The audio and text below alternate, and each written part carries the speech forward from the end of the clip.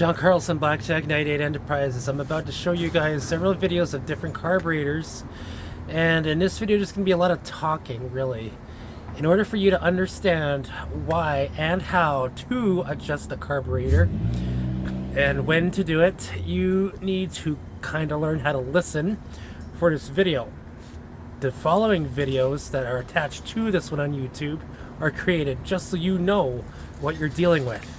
Not everybody knows what they're dealing with carburetors, but at the end of this video you'll have an idea why, and on the next video attached to this one, part 2, I'll show you how I adjust one carburetor on a weed eater. Okay, so if you don't like all the listening and the reading and all that stuff, then this video is not for you. But for those people who want to know and learn and listen and read, then this video is for you. Okay, so enjoy. Okay, Sean Carlson, Blackjack 98 Enterprises. We're going to talk about carburetors and how to adjust them. But first, before we do that, we're going to talk about the different types of carburetors. As you can see, I have these ones here. I'm going to explain to you which ones they are. So these three are off a Weed Whacker. This one here being the brand spanking new one, which is a Chinese knockoff. And that one was meant to replace this one at one point. This one is a very, very old one, which is an original one. This one, too, is an original one. If you want to tell what original carburetor looks like, is they are clearly marked with numbers, and they have stamps on them, and they have the actual manufacturer name on them. This one, I can't find it, but it is actually, I think it's a Zama one. This one will tell you the name. I don't see, here it is, Zama. This one does not. Chinese do not tell you what company it is. This one here, with the exception, I'm going to say this, and this are butterfly valve types, because you see that flap in there? That's a butterfly valve. But these ones in particular, there's always two on both sides right there. One controls the choke, and one other controls the throttle. Okay, so choke will be on this side, throttle would be on this side.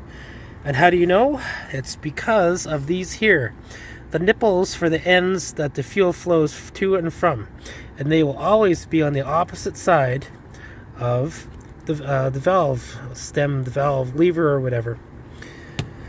This one here is a barrel style carburetor, and some of them are like this way with the primer bulb on top. Some have the primer bulb on the bottom. This being the throttle, it opens the barrel, as you can see. All right, that's open, closed, open, closed. So this one here is one out of a lawnmower. It's a cheap Chinese knockoff again, which was meant to replace an original one, the original that I don't really have readily available. This carburetor right here is from a chainsaw. It is a replacement for a chainsaw. Once again, cheap Chinese knockoff with no markings on it. But this is how the carburetor would look like for that. And this one is off a Still Weed Whacker. This one is an original, and it is meant to replace the carburetor for a Still FS38 Weed Whacker. So all these carburetors have one thing in common, and that is, you can see, they have a primer bulb which is attached to them, except with the exception of this one, which comes off a chainsaw. Chainsaws work just a little bit differently, and the same thing with lawnmowers. On a lawnmower, the primer bulb is usually never attached directly to the engine or the carburetor like a Weed Whacker. So I got some drawings here I want to show everybody. This is what the fuel flow chart looks like when the primer bulb is separate. That means you'll have a primer bulb, the carburetor, and a fuel tank. Okay, so the arrows show you the fuel flow. On certain models, when you read the instruction manual, they will tell you to press it 3 times, 5 times, 7, or 10.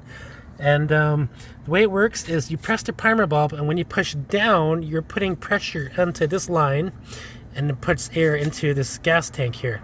When you lift up, that means it's sucking in, which is pulling in the fuel according to the arrows. So you're going down here and you're lifting up, and the fuel is going through the carburetor with every let go of the primer bulb, and it goes into the primer bulb. And then when this is full, you're pressing the fuel down inside the primer bulb and it's going back into the gas tank. So if you press it 10 times, it'll be like nothing, nothing, nothing, nothing, nothing, nothing, and then fuel, fuel, fuel, fuel, fuel, fuel, fuel, fuel. And then it'll just cycle as it goes on when you're pressing it that many times. So what that just does is just makes the fuel inside the carburetor readily available when you go to start it. Now this is the fuel flow diagram for a primer bulb that is attached to the carburetor, like this one here, okay? So you see those two nipples, those represent those ones right there. Normally on the top nipple, this one right here, that is the return. The bottom one has to flow through the carburetor in order for it to get to the primer bulb to be returned. So the bottom one, as you can tell on this one, it's just attached directly to the casing of the carburetor. And the top one is attached to the primer bulb area. Okay? Now, when you have the separate attachment of the primer bulb, you're looking at these ones here. Okay? I have these ones are quite common with Ryobi weed whackers, and they have two nipples on them. I can't really see them too well. There's a small one and there's a long one. This small one here is labeled in, and that's meant to be that that goes in attached to the fuel part or whatever. But you can test that by putting two lines on the end of this, putting it into a liquid and pressing it and finding out which of these two nipples the fuel flows out of, and that is the one that is the return. Okay, so now we're going to look at the lawnmower. The lawnmower one, this part here attaches directly to the cylinder. How do I know that? Because there is no other holes on this one. This one is attached, this face here is attached to the air filter. This is attached to the engine cylinder. Alright, so there is a primer bulb that is attached to the air filter housing, and the fuel comes from through there and out here. The fuel on the lawnmower spills out here into the gas chamber area and goes through to the cylinder, and that's what creates your engine starting. This here being the throttle. Oh my gosh, I am so tired right now. Anyhow, yeah, this is attached to the spring, which is attached to throttle parts on the lawnmower handle. Now, what I want to show you is this here. When it comes to adjusting your lawnmower, you have two settings right there, low and high, right? And they are usually these ones or these ones. There's usually two side by side, and they're on the bottom, like that one there, and this one here. See that? Okay, so that is what those are. If you want to know which one is which, if they're not labeled, then know that the high is closest to the air filter, the low is closest to the engine cylinder. Okay, and not all the time will you have a carburetor with those two nibs. Some are extremely different, like this one here on this barrel type, where they don't necessarily have one. There is one right there. That is the low. The high, you might be surprised to find out that it is on top right there. That has to do directly with the barrel cylinder, okay? Some of them are in different places, and they have to be taken apart, stripped, or whatever, just to get at them, or replaced to get at that. You need a special screwdriver in some of them just to get at the high setting. Some of these have one, some of these don't. Okay, on a lawnmower, that is nowhere to be found. You just got to clean it up your best, or this part here comes off, and you can access all of the settings underneath. But I forgot to take loosen that off so that way you can make. On the one on the chainsaw here, you have that, the high and the low. How do you know which end attaches to the engine cylinder and which doesn't? Does this? Does this? You wouldn't know unless you look at it very carefully and see that little hole right there. That little hole attaches to the engine cylinder. It is not on any other side but just this one in particular, because that has to do with either the airflow or the fuel flow, which goes into the cylinder. So therefore, this side is the engine cylinder side, This side here is the air filter side. Okay? On a still weed whacker, a still FS38, that's the same thing. Is it this side or this side that attaches to the air filter or the cylinder? Okay, you see that hole right there? That hole means it is attached to the cylinder side. No holes on this side means it is attached to the air filter. Some of you would say that there is holes on this side which are attached to the air filter, in which case, yes, you are right to go directly right through. Through here, through the carburetor, and out here. But if, just in case you have an original like this one here, you have high and a low. And see that hole right there? That hole means it's attached to the piston in the cylinder, because the high setting is on this side. And according to this diagram, the high setting is always the opposite of the air cylinder. Okay? So, now, that is how you identify the things, the settings on the carburetors that we have here. So now what we're going to do is we're going to read about specific machine usage of these carburetors. So hold on. When it comes to starting your machine, whether it's a weed whacker, a chainsaw, a pressure washer, or a lawnmower, you may have seen these diagrams, and I'm going to tell you exactly what it is that they mean. So, starting with this one here. This one here represents the butterfly valve, or the valve in particular, which has to do with the air intake. If you are restricting the air intake, that means you are choking it. Okay, that which also means choke, choke on, choked, or any form of the word choke. This means restrict the air going into the piston cylinder, so that way there's nothing but fuel for it to start on. Once you have got it started, you got that little choke throttle feeling, then you can take the choke off, and that is what the signal sign looks like. And it is either referred to choke off or run. Usually when your machine is running, the cylinder will look like this, which means the air and gas mixture is now getting in through the passageway. When it comes to turning the power on and off, this means on, this means off. Okay, a lot of people don't realize that.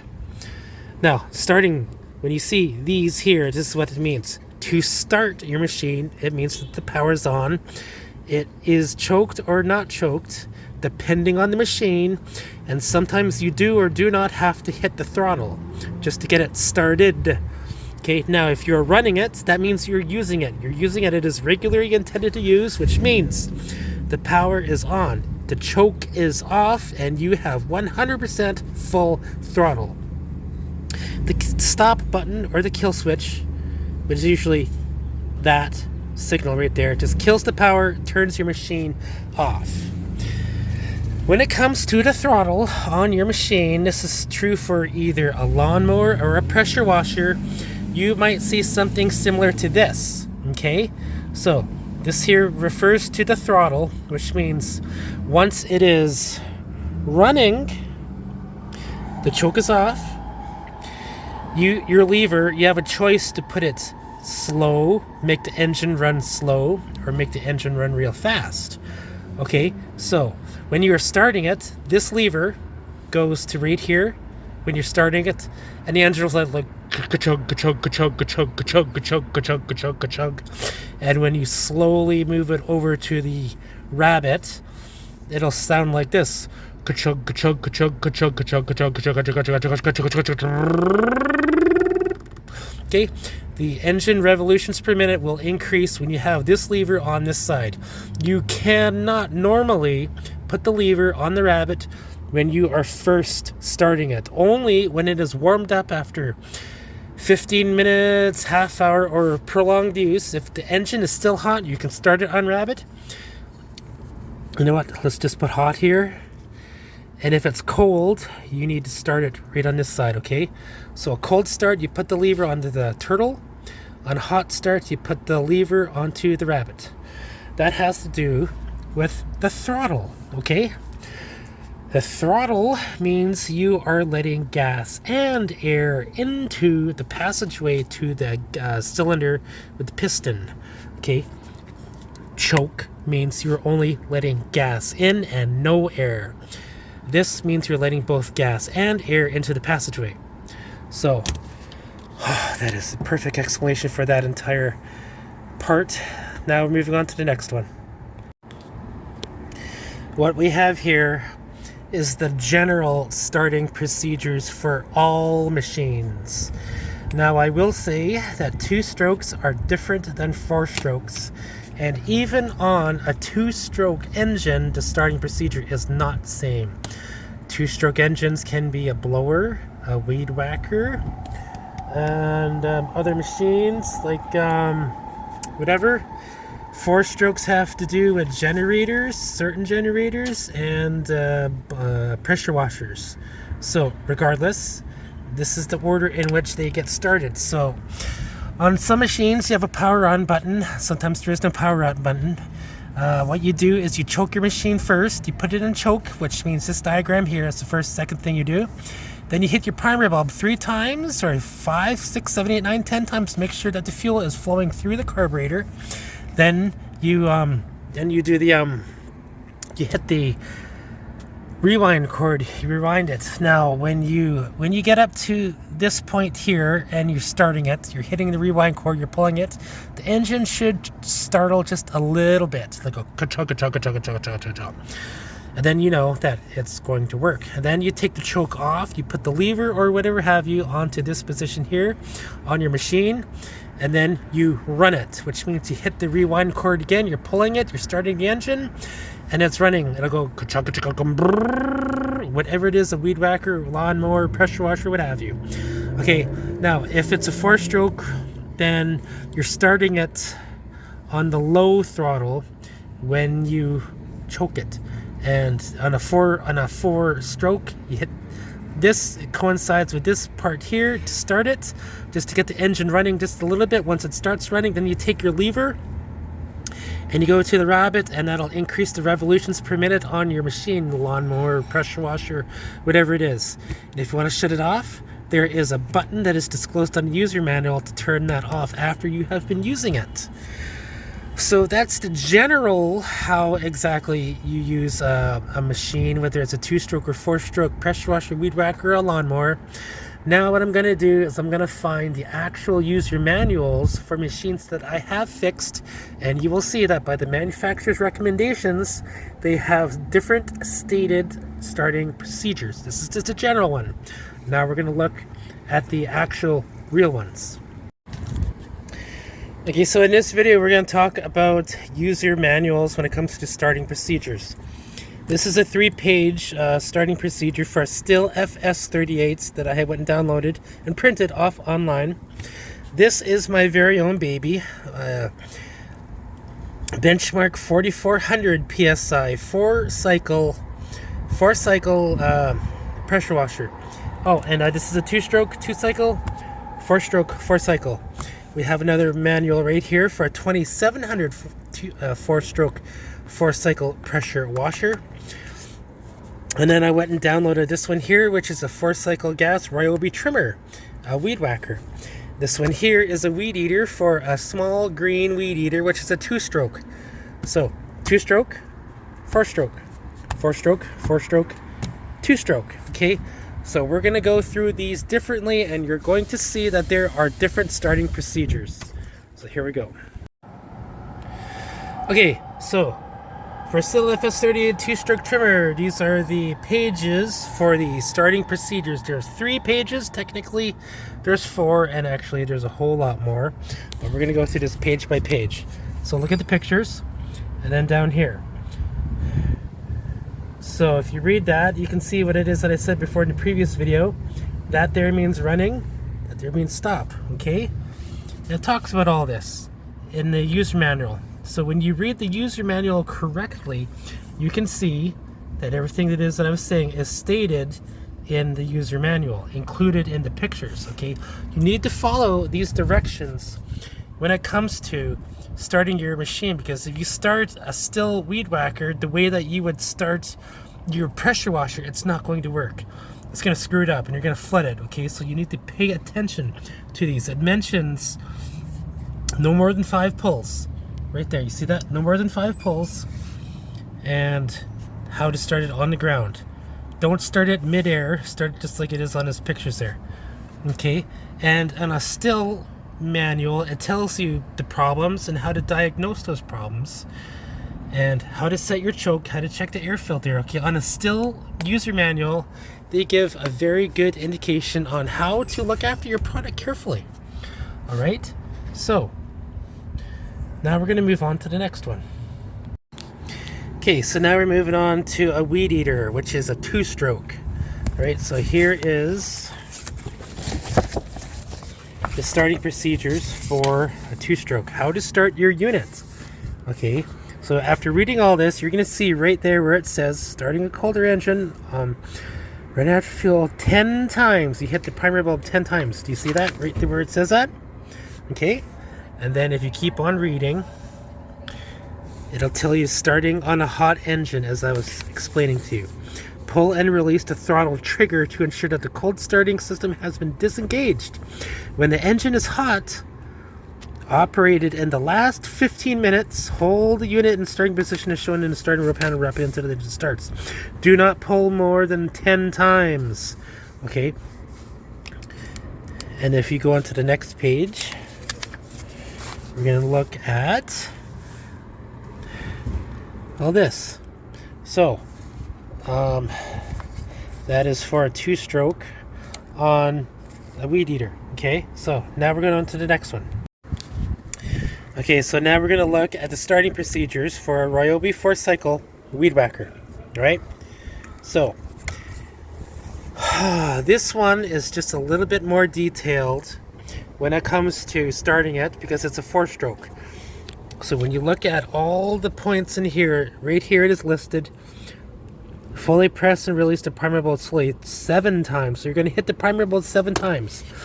Now, because of the fact that it's a barrel style carburetor, you need to hit the throttle, squeeze the throttle control wide open position when you're starting it. Okay, so you're letting the air through the passageway when you're starting it on a barrel, which means you're hitting the trigger. The air is getting through. Okay, that needs to happen with this one in particular. And if you continue to read as it goes through here, the procedure for starting it is just a little bit more than a 2-stroke because of the fact that the carburetor is a barrel style in particular. Not all 4-strokes are barrel style, but some are, some aren't, some are different. Okay, so when you look at all these points here, the carburetor requires a lot more different steps to get the machine started. Okay, so now we're going to look at the starting procedures for a pressure washer, a 4400 PSI 4-stroke pressure washer. And it is right here on this one here. If you read carefully, it says, purge the air from the pump by releasing the safety and squeezing the trigger of the spray gun until steady stream falls out. Turn the valve to open position. Slide the choke lever to the start position. Move the throttle position to full throttle. Rabbit. Turn the engine power switch to on. Pull the recoil starter until its resistance will then pull rapidly. Squeeze the gun trigger and release the pressure after every failed attempt to start the pressure washer. Let the engine run for several seconds and then slide the choke lever towards the run position as the engine warms up until the choke is fully in the run position. Okay, so if you noticed, even though this is a 4-stroke pressure washer, the starting procedure is a lot different than the weed whacker that I just showed you previously, the Ryobi, and that is because of the carburetor in particular. So when it comes to adjusting the carburetor on your machine, whether it's a pressure washer, a generator, a weed whacker, a lawnmower, you will find that it's different because it is the procedures that are involved. All starting procedures are different for all the machines that you have. A generator will not start the same as the weed whacker, which will not start the same as a lawnmower or a pressure washer. There's 2-stroke and 4-stroke engines, and those engines have different carburetors on them, which need to be started exactly as stated in the user manuals. The procedures are dependent on the carburetor type, which means all brands, makes, and models of carburetors or machines are different. Just because it's a Briggs & Stratton motor does not necessarily mean it's a Briggs & Stratton carburetor. Sometimes it is, sometimes it isn't, but Briggs & Stratton makes their own machines and their carburetors, and sometimes they intermingle them. So, weed eaters use Walbro and Zama carburetors. Briggs & Stratton uses their own branded materials. There are pressure washers which use Chinese parts carburetors, but manufactured recommendations should be followed strictly, which means you need to read the user manual attached to your machine if you bought it brand new. Now, we're going to get to that. Carburetor adjustment should only be done after all directions are followed and failed. If you are trying to use your machine and it fails, if it's a brand spanking new machine that you just bought a few days ago, which is still under warranty or from the store, you can take it back and you can have them work on it, or they will provide you somebody who will work on it for you. Otherwise, if it's a used machine that you bought secondhand on Craigslist or Facebook Marketplace, you can download the user manual and the parts list on using the machine, and that will help you. What I also want to say is not all carburetor adjustments are the same for a 4-cycle and a 2-cycle. 4-cycle, 4-stroke, 2-cycle, 2-stroke, those are the same things. The carburetor adjustments that you want to do on your weed whacker are definitely different than what you want to do on a chainsaw, which are different that you want to do on a generator or a pressure washer. Okay, so make sure you understand that when you look at your carburetor, you can find all the components necessary to make those adjustments. Before any carburetor adjustments can be made, make sure you have all the required tools and the parts. There is nothing worse than fixing a machine only to have it sit for several months because you ran short of tools, you needed the money for repairs, and now you're all discouraged because now you can't fix your machine. All user manuals can be printed and downloaded online, so if you're buying a used machine, like a used generator, you can look up the serial number and the model number for that and type that into Google, and it will find you a manual, and it will give you both the user manual and the parts manual. You definitely need both. You need the parts manual so you know the parts to replace it, and you need the user manual so you know how to properly use it, start it, and maintain it. Okay, a lot of user manuals nowadays from 1990 onwards are coming up with more pages dedicated to maintaining your equipment. When you are buying secondhand, you need to get the manuals and part manuals. It will save you a lot of headache and you will educate yourself when you are using it and fixing it and maintaining it. So when it comes to carburetor adjustments, not all carburetor adjustments are the same for the machine that you are using. You need to specifically specify which machine that you want adjusted when you're bringing it to a mechanic. Okay, I have still FS38 weed whacker that I need adjusted on my carburetor. Okay, then the mechanic is going to know, okay, well I need to do this, this, this, and this. He needs to do 5 points to adjust that carburetor. Now, a second customer is going to come up to him and say, hey, I have a 14 horsepower V-twin generator, 4,000 watts, that I need the carburetor adjusted on. It's like, wow, okay, well now I need to do this, this, this, this, and this, and I have 14 points that I need to consider when I'm adjusting that carburetor. Carburetors involve gas and air, so there needs to be a fine tune of both when dealing with a carburetor, and not necessarily if you have a failed machine that's not working for you, it might not be the carburetor. It could be you, the operator, not doing something, and you flooded it, you didn't clean it, you didn't maintain it, you didn't do something that the user manual specifically told you to do, and now your machine is not running properly, and now you need to take it into a mechanic, or you need to watch one of my videos on how to rebuild the engine. Not all engine rebuilds are necessary because it has to do with the user misusing the machine. You're not starting it properly. You're not using the right fuel. You're not using the right oil. You let it sit out in the rain. You haven't used it for several years. You stored it in the wrong position, and there's a list of things that could be going wrong with your machine that you're unaware of. And by watching my videos, you can now have an idea of what is wrong. I just want to tell you before we get into the carburetor adjusting videos for one weed whacker or the other weed whackers that I have used or the machines that I have fixed, that you will see that those carburetors are different, which needs different tune-ups procedures. Okay, so we're gonna adjust one weed whacker in this video, and that will be just a small whatever against all the other machines that are out there. But a weed whacker does not work the same as a generator, which does not work the same as a lawnmower or son of a bitch and pressure washer. They're all different. Some have throttles, some have throttle controls, some have air controls, some have power switches that are different. And not everybody realizes that. And if you're watching this video, I hope I'm educating you on stuff like this, because you have a problem, you might be the problem. So let's move on to the next video.